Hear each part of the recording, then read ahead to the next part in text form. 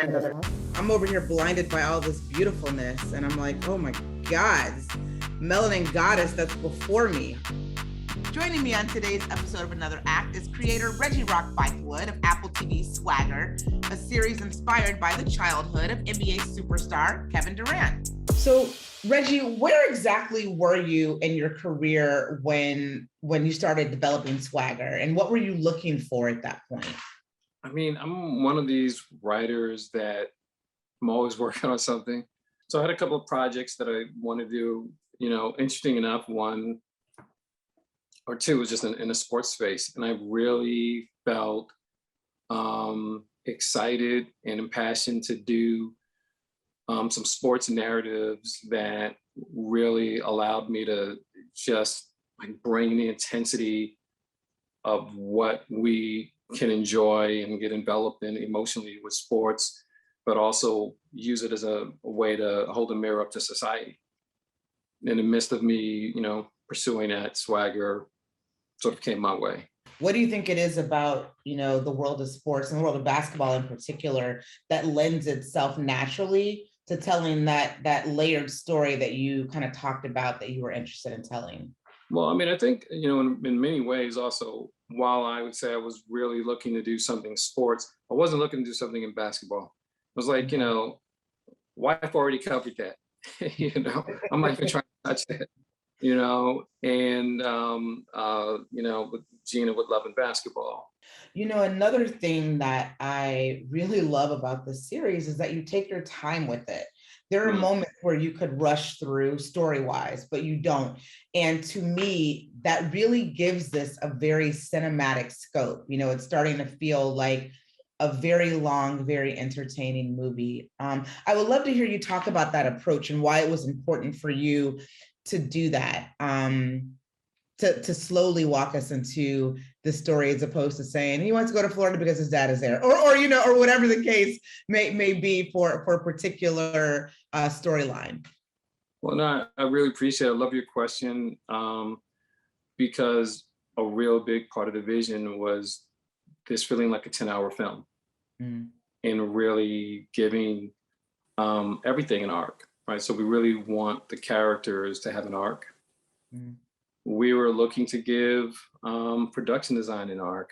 We were giving wardrobe an arc. Like, we really approached it that way. And, it was Kelly, was just like a part of the vision. Like, we're making a 10-hour film, as you know, from our previous conversation, we didn't call it episodes, we called it mazes.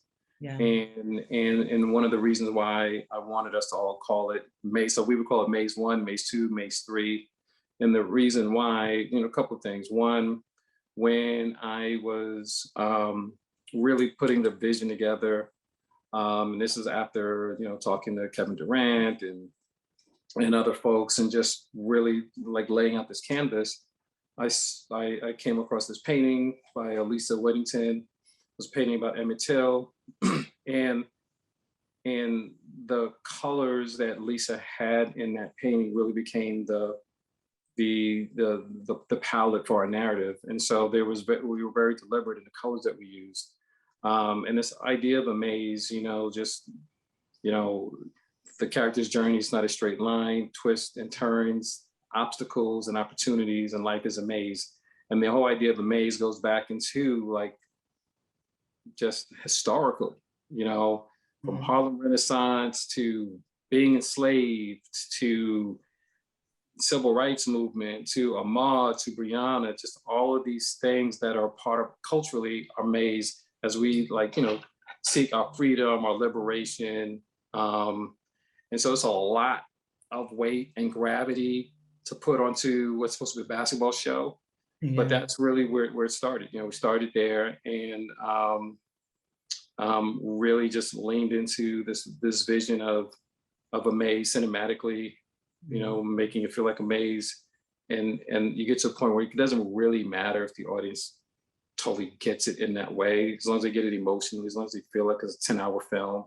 Yeah. And it's all connected in some sort of way, as opposed to just feeling like really quick and moving through it as fast as we can. It's just really wanted to sculpt it and in a way that would hopefully still engage an audience and feel, emotionally satisfying.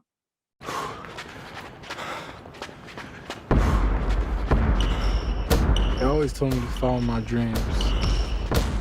Maybe that's something that they say to a lot of kids. Push-ups. I'm too tired. You're the #1 player in the area code. What do you think the haters want my baby to be? Tired. Now, this series, which I think people are aware of as they're consuming it right now, is loosely inspired by Kevin Durant's childhood and growing up in DMV. Tell me a little bit about like that first meeting with KD. Did you guys sit down and you just said, tell me your story? Like, how did that, kind of initial conversation go for you guys?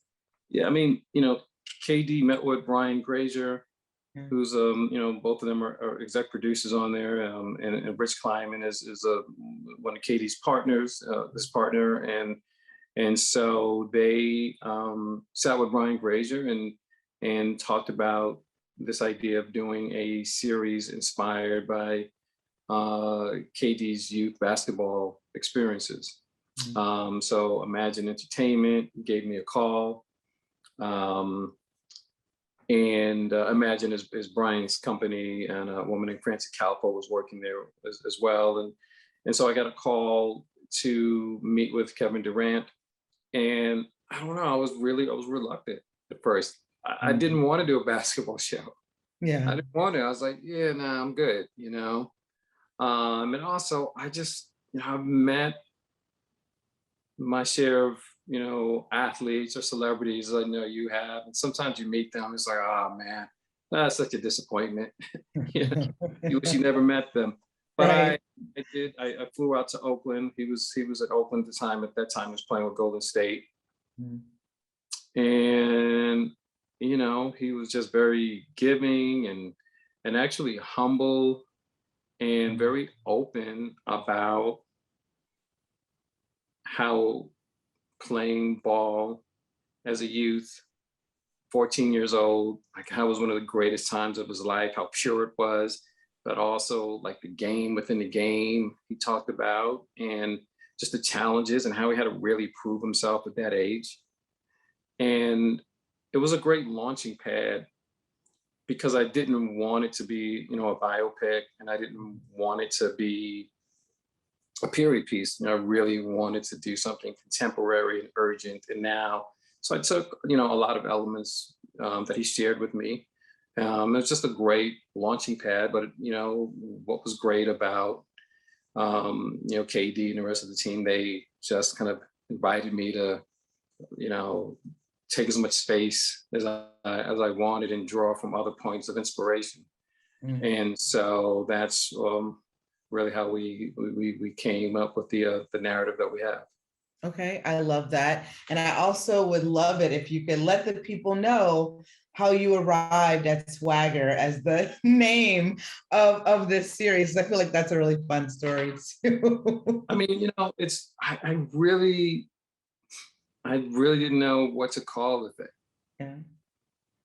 And I remember saying Swagger, and it was just like a temp name till we could figure out the real name, you know? And some people liked it, some people were not sure about it. Interesting enough, while there was a debate as to whether that was a good name, KD did like it, and the more that I, sort of dealt with it, I really started to really think about what does that word actually mean? And what would it mean in the context of our show? And what would it mean if Swagger wasn't just the title of the series, but if Swagger was almost like a movement, it's a way of life, or way of life for our characters. My father would tell me that I had to learn what it is to lose before I learned what it is to win. Hands up! What? I didn't do nothing! He is an 8th grade honor student. This feeling you have right now, that fire, use it. So you said earlier you were the type of writer who was always working on projects. Are you working on other projects right now? Or are you thinking about, what happens after this first season? And is that where your kind of sole focus is right now at this point? Why's it gotta be one, Kelly? Why can't it be all of it? Why gotta be more? Listen, I want it to be all of those things. I want more content, as much Well, possible. you know what? Listen, I think that the challenge in my, you know, time management is a challenge because I do constantly have things that I need to say, you know, and you know, I would just say, you know, like for myself, you know, filmmaking, right, is not just, it's not something I do, it's something I believe in. I really believe in the power of what we do. And yes, I do want to entertain. I want people to have a good time, but I also just really, really recognize the power of our images and imagery, and you know, and the industry recognizes it. I mean, that's why they spend billions of dollars on commercials, because they know that what they put up there can impact behavior and influence. So, so yeah, I do know I have a basic framework of what a season 2 of Swagger would look like, and I think, you know, if we end up doing a season 2, it'll be really great. But I do have other things that just have to come out of me as well. Okay. Well, I'm Yeah. excited to see more than one thing. I'm excited to see all of the things Right. from you because, you know, like you said earlier, and it's very true, I think, of the work that you have gifted us over the years is it's not just entertainment. You know, you definitely have a point of view and something to say and really help, you know, help us figure out how we should be viewing the world. And I think a lot of people really appreciate that about the work that you do, Reggie. Oh, well, thank you. I mean, that's why I'm also just like really, you know, so excited and honored to talk to you, you know, and just journalists like you, because, you know, your literary skill is amazing, but also like you're not scared, you know, and you just challenge perspectives, and you know, and you just really feel like, you know, that just needs to happen in so many disciplines, you know, in so many walks of life. So, you know, talking to you, you know, is always an honor. Thank you so much for that. I really Yeah. appreciate that. And I appreciate you. Continued success, Reggie. Thank you so Yeah. much for taking time to do this today. Appreciate it. Thank you so much, Kelly. Appreciate you. Thank you.